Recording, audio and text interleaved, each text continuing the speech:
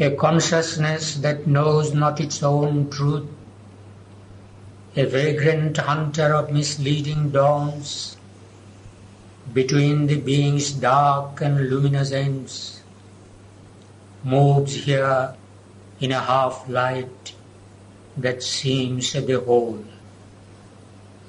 An interregnum in reality cuts off the integral thought, the total power.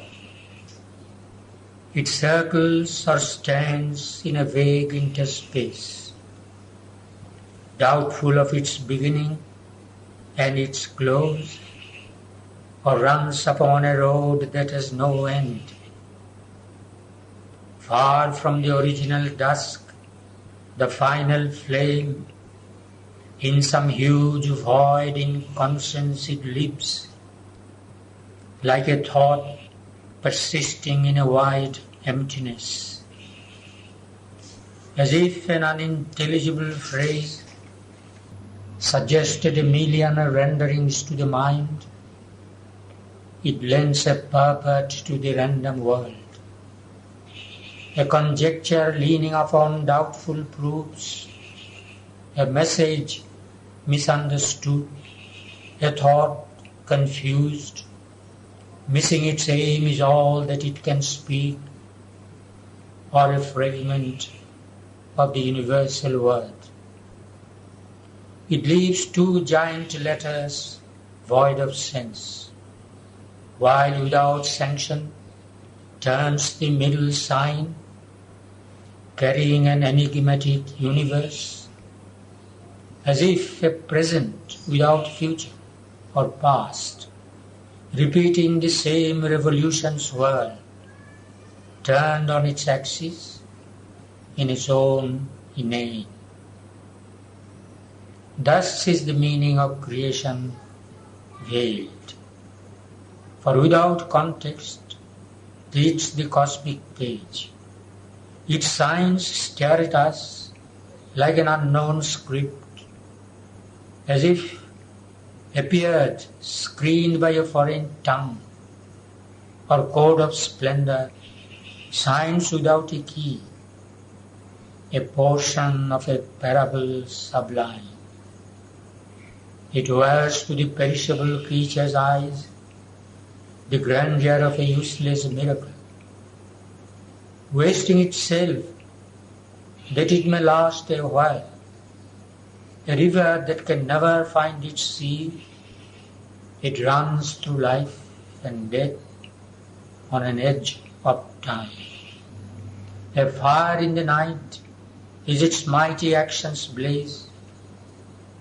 This is our deepest need, to join once more what now is parted, opposite and twain, remote in sovereign spheres that never meet, or fronting like far poles of night and day.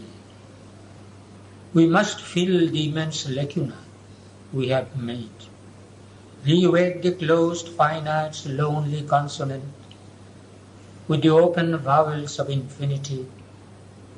A hyphen must connect matter and mind, the narrow isthmus of the ascending soul. We must renew the secret bond in things.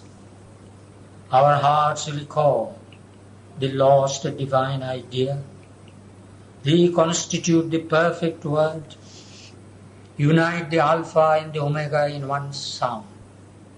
Then shall the spirit and nature be at one.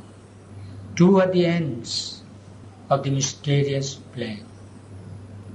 In the wide, signless ether of the self, in the unchanging silence, white and mute, aloof, resplendent like gold dazzling suns, veiled by the veil no mortal eye can bear, the spirit's free and absolute potencies burn in the solitude of the thoughts of God. A rapture and a radiance and a hush delivered from the approach of wounded hearts, denied to the idea that looks at grief, remote from the force that cries out in its pain. In his inalienable bliss they live, immaculate in self-knowledge and self-power, calm the repose on the eternal will. Only his law they count, and him obey. They have no goal to reach, no aim to serve. Implacable in their timeless purity, all barter or bribe of worship they refuse. Unmoved by a cry of revolt and ignorant prayer, they reckon not our virtue and our sin. They bend not to the voices that implore. They hold no traffic with error and its reign. They are guardians of the silence of the truth. They are keepers of the immutable decree.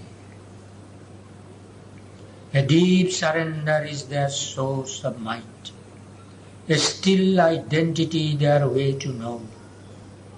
Motionless is their action like a sleep, at peace, regarding the trouble beneath the stars, deathless, watching the works of death and chance, immobile, seeing the millenniums pass, untouched, while the long map of fate unrolls.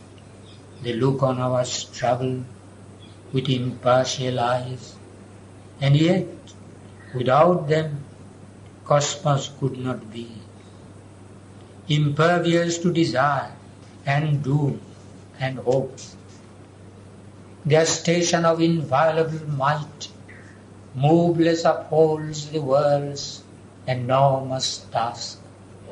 Its ignorance is by their knowledge lit. Its yearning lasts by their indifference. As the height draws the low ever to climb, as the breadths draw the small to adventure vast, their aloofness drives man to surpass himself. Our passion heaps to wake the eternal calm. Our dwarf search mind to meet the omniscient force.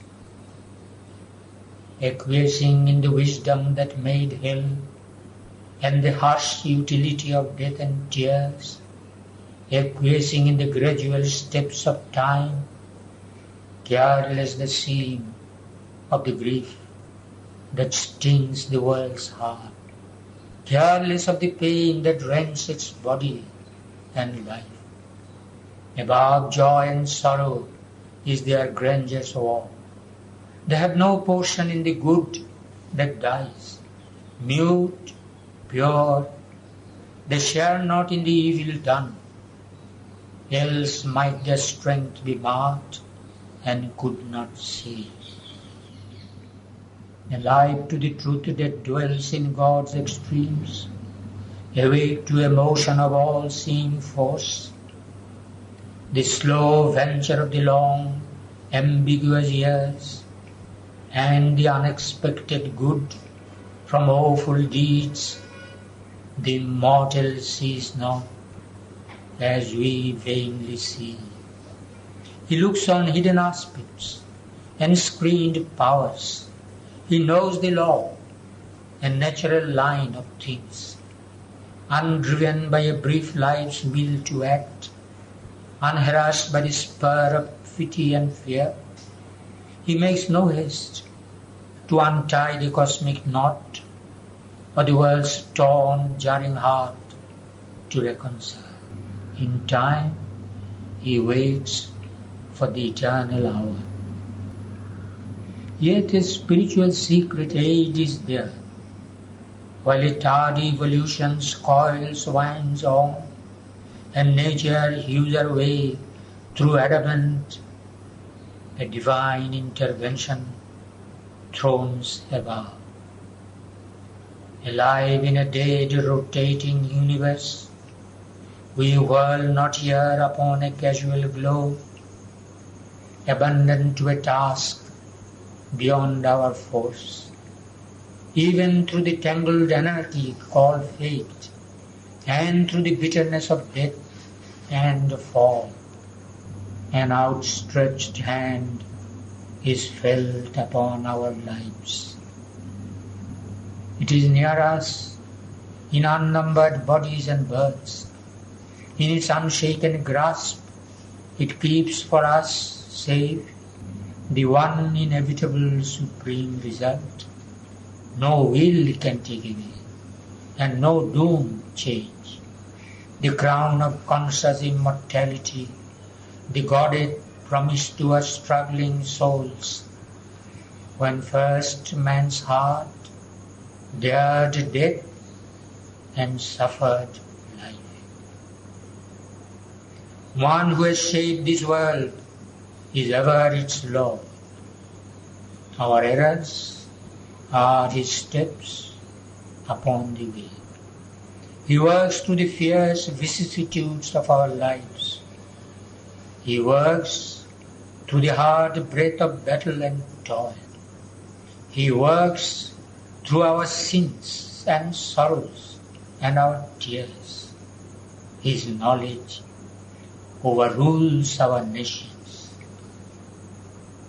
Whatever the appearance we must bear, whatever our strong ills and present fate, when nothing we can see but drift and veil, a mighty guidance leads us still through all. After we observe this great divided world, God's bliss and oneness are our inborn right. A date is fixed in the calendar of the unknown, an anniversary of the birth sublime. Our soul shall justify its checkered walk. All will come near that now is not or far. These calm and distant minds shall act at last, immovably ready for their destined task. The ever-wise, compassionate brilliances await the sound of the Incarnate's voice to leap and bridge the chasms of ignorance and heal the hollow yearning gulfs of life and fill the abyss that is the universe. Here, meanwhile, at the Spirit's opposite pole, in the mystery of the deeps that God has built for His abode below the thinker's sight, in this compromise of a stark absolute truth with the light that dwells near the dark end of things, in this tragic comedy of divine disguise, this long far seeking for joy ever near, in the grandiose dream of which the world is made, in this gold dome on a black dragon base, the conscious force that acts in nature's breast, a dark-robed laborer in the cosmic scheme, carrying clay images of ungone gods, execute trips of the inevitable idea, hampered, enveloped by the hoops of fate, patient trustee of slow, eternal time, absolves from hour to hour her secret charge. All she foresees in masked, imperative depths. The dumb inattention of the unconscious gulfs answers to a will that sees upon the heights, and the evolving words' first syllable, ponderous, brute sense, contains its luminous close, privy to a summit victory's vast descent, and the portent of the soul's immense uprise. All here where each thing seems its lonely self, are figures of the sole transcendent one. Only by him they are. His breath is their life. An unseen presence molds the oblivious clay. A playmate in the mighty mother's gale, one came upon the dubious, whirling glow, to hide from her pursuit in force and form. A secret spirit pinned in conscious sleep, a shapeless energy, a voiceless word. He was here before the elements could emerge, before there was light of mind or life could breathe. Accomplice of your cosmic huge pretense, his semblances he turns to real shapes and makes the symbol equal with the truth. He gives to his timeless thoughts a form in time. He is the substance. He is the self of things. She has forged from him her works of skill and might. She wraps him in the magic of her moods and makes of his myriad truths her countless dreams. The master of being has come close to her, an immortal child born in the fugitive years. In objects wrought, in the persons she conceives, dreaming she chases her idea of him, and catches here a look and there a jest. Ever he repeats in them his ceaseless births. He is the maker, and the world he made. He is the vision, and he is the seer. He is himself the actor and the act. He is himself the knower and the known. He is himself the dreamer and the dream. There are two who are one and play in many worlds. In knowledge and ignorance they have spoken and met, and light and darkness are their eyes interchanged. Our pleasure and pain are their vessel and embrace. Our deeds, our hopes are intimate to their tale. They are married secretly in our thought and life. The universe is an endless masquerade, for nothing here is utterly what it seems. It is a dream fact, a vision of a truth, which but for the dream would not be wholly true. A phenomenon stands out significant against dim backgrounds of eternity. We accept its face and pass by all it means. A part is seen, we take it for the whole. Thus have they made their play with us for roles. Author and actor with himself as seen. He moves there as the soul, as nature, she. Here on the earth, where we must feel our parts, we know not how shall run the drama's course. Our uttered sentences veil in their thought. Her mighty plan she holds back from our sight. She has concealed her glory and her bliss, and disguised the love and wisdom in her heart. Of all the marvel and beauty that are hers, only a darkened little we can feel. He too wears a diminished godhead here. He has forsaken his omnipotence. His calm he has forgone, and infinity. He knows her only. He has forgotten himself. To her he abandons all to make her great. He hopes in her to find himself anew. Incarnate, wedding his infinity's peace to her creative passion's ecstasy. Although possessor of the earth and heavens, he leaves to her the cosmic management and watches all the witness of a sea. A supernumerary on her stage, he speaks no words or hides behind the wings.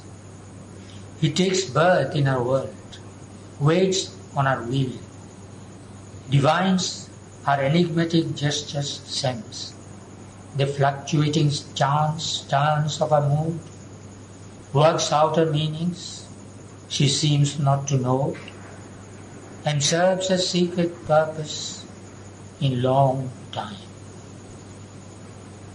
As one too great for him, he worships her, he adores her as his regent of desire.